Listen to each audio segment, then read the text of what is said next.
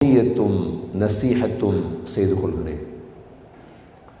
கண்ணியமிக்க அல்லாஹ் நல்லடியார்களே, எந்த அல்லாஹுவை நாம் நம்பி இருக்கிறோமோ அந்த அல்லாஹ்வுடைய ஒரு பேர் தான் அர்ஹமுர் ராஹிமீன். உலகத்தில் இரக்கம் காட்டக்கூடியவர்கள் எல்லோரையும் விட இரக்கமுள்ளவன் அவன்தான்.